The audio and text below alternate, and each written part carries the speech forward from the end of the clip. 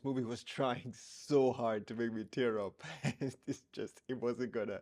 It happened. It happened. Today we are here to talk about one of the hidden gems of the year, The Wild Robot.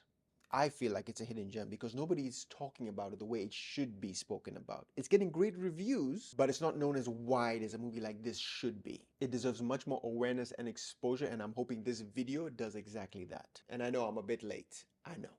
So let's not waste any time, let's get straight into it. But before we do, if you've been enjoying my content, please leave a like, open up a discussion with a comment, share with a friend, and as always, please subscribe. So this movie animation tells a story about a Discovery reconnaissance type robot that is sent to an island to gather information in what seems to be a dystopian type future, where AI has taken over. They should really play the Terminator movies and WALL-E in school and create a class. Tampering with AI 101. When people dive too deep into unknown territories, the results can be apocalyptic. What would be the most nightmare scenario you can imagine with AI and robotics that might present a danger to people?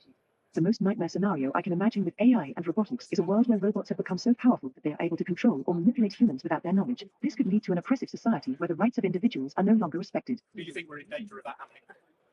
Not yet, but it is important to be aware of the potential risks and dangers associated with AI and robotics. We should take steps now to ensure that these technologies are used responsibly in order to avoid any negative consequences in the future. In times like this, I always remember a great man. Your scientists were so preoccupied with whether or not they could, they didn't stop to think if they should. Wise words. In this future, this robot is sent to gather data, and during that time starts to acclimate to her surroundings. It's a she-robot named Roz.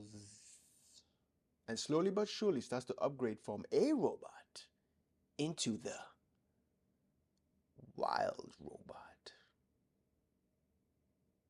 Do you know when you watch a movie and you get that very strong feeling that it's going to be a classic and stand the test of time? This is that movie. A movie most kids, all right, fine, most grown-ups as well, can't wait to watch again with their children just so they can have the excuse to watch it as many times as they want. It would be very interesting to explain this movie to your guy friends though, to make them want to watch it. Bro, do you want to watch The Wild Robot? The Wild Robot? That sounds cool. Is that like a robot that goes rogue and our characters have to find a way to destroy before it infects other robots with its software? Mayhem, carnage ensues, laser guns, explosions everywhere. That ends up causing a robopocalypse. Not really. Is it like a robot that's discarded and thrown away but survives and begins to start its own civilization by finding other discarded robots to build a robo-utopia? Robotopia. Nuh-uh. Oh my god, bro, what is it? It's about a robot that's sent to an island to go and gather information about various life forms and such. To find their weaknesses to exploit when the takeover starts? No.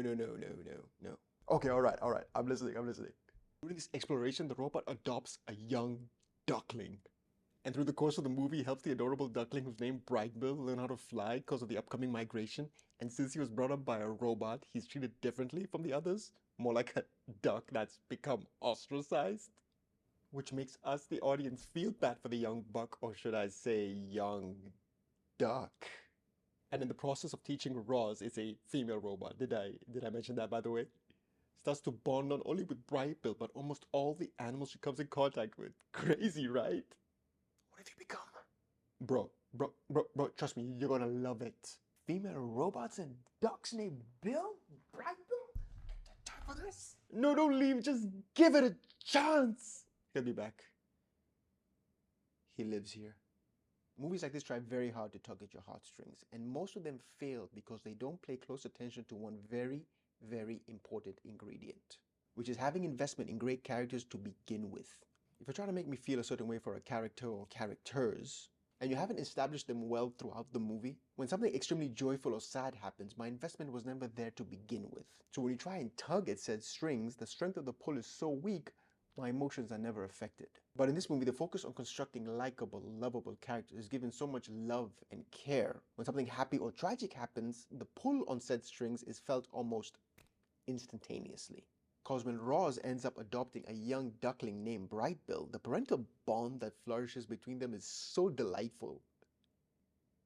Delightful.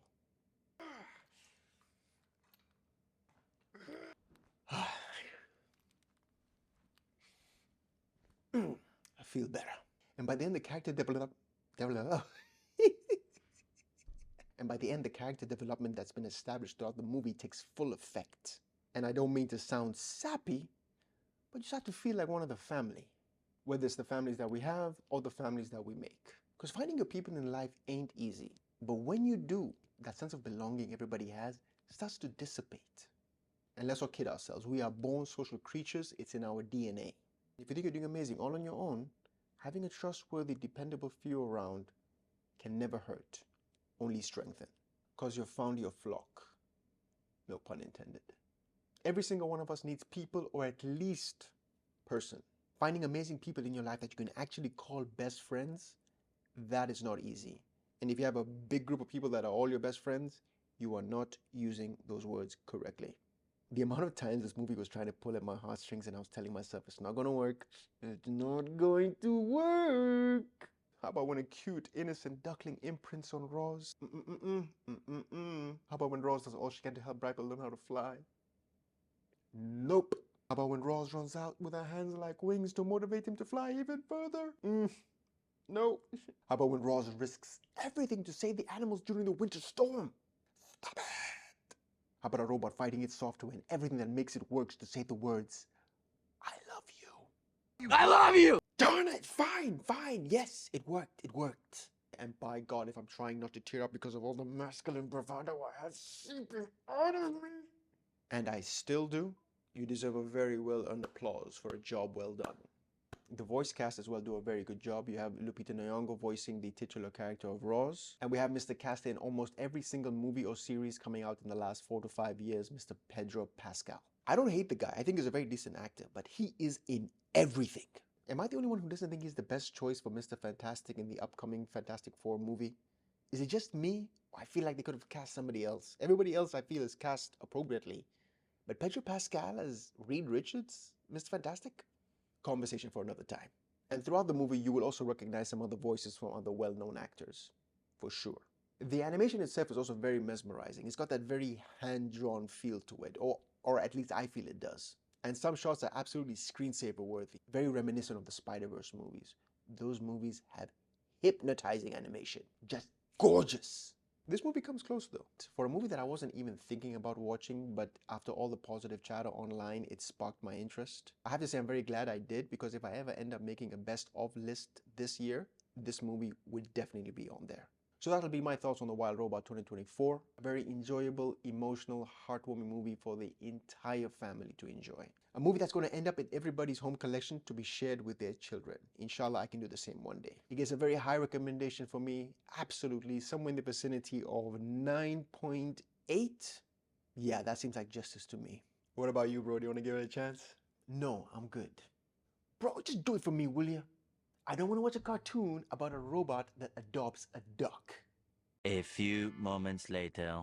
So, bro, what did you think? It was I. What was that, Pipsqueak? It was I, nothing special. Look me in the eyes and say that. No. I said look me in the eyes! That's what I thought.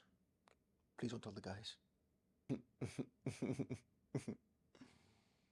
I won't.